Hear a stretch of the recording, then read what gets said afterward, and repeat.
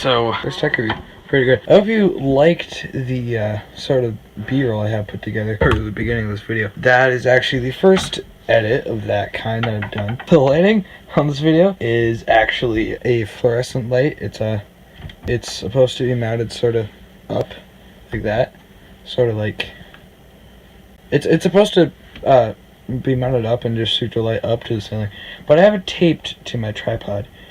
Yeah, it works though. As you can see, it had 2 lights on in the review and it only has 1 light on now. That is because when you enter a game that recognizes the wheel and can use it as an input, the right LED turns on. And at first I got it, I was like, oh yeah, the right LED is broken, which couldn't really be because it was literally only open to test it.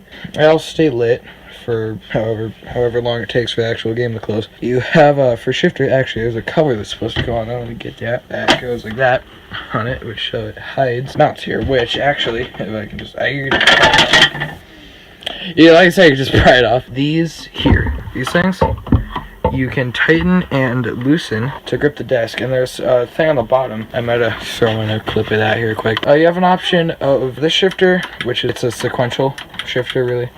Like, there's no sort of like side to side. It's upshift, downshift, and you got puppy pedals.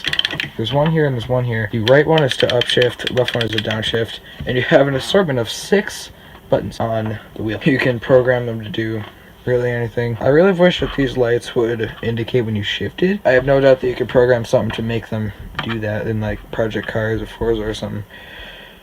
Which, come to think of it, I don't think you can get Forza on PC. As you can see, if you have pets, which I do, I have 2 dogs. Actually, one is a pit bull and one is a husky mixed with like something else, I forget. But it will attract every single hair in the vicinity of like your whole room or wherever it is. It will just take it. The only complaint I have is that there is a little play in the wheel itself, which I believe you can just, there's a few screws on the bottom, you pop the top off and you can tighten some stuff and fix that. Force feedback is actually quite accurate. There is no dynamic force feedback, there's just profiles that you can set on the computer, which if it works, it's really sketchy.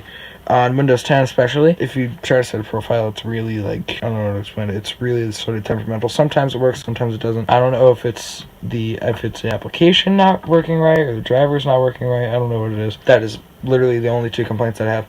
Other than that, it is amazing.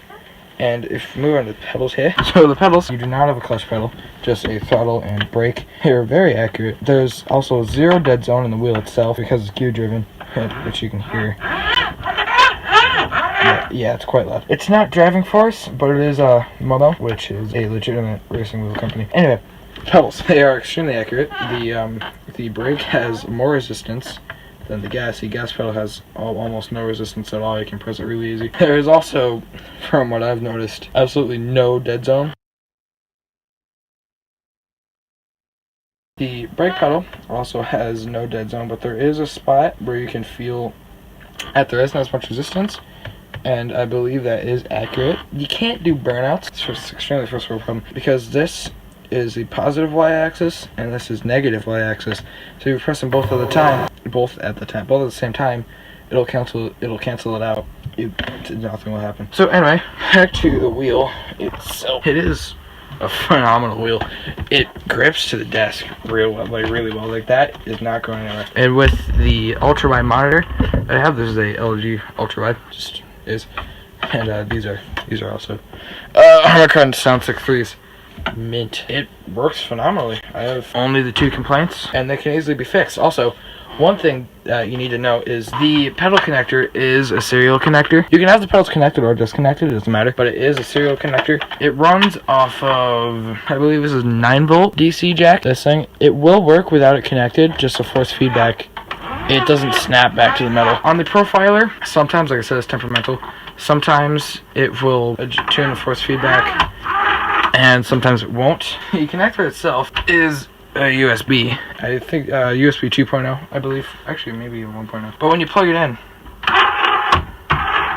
Oh yeah, see? There you go, it's really temperamental. It'll calibrate itself. It'll go like that. Sometimes it'll go to the left, and then back to center. But now, if you look, it's sort of like Mark. I actually want to try this. Hold on. Oh no, fix stuff. Ah, come on. It's a pretty minty fresh wheel. I've only used a couple racing wheels in my life, and they've been just at the Automobile Museum in Saratoga, and that's actually where I reside. Anything else I missed?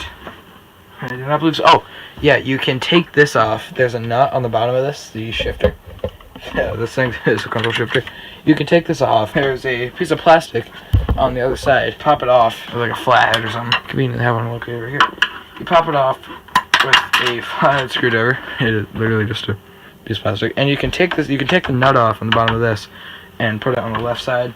Whether you're used to the shifter on the right or left. I think that's it. A force feedback motor. It looks like a drill motor. Honestly, force feedback is strong, but when it works right, that could just be my drivers. I don't want to hold it against the wheel.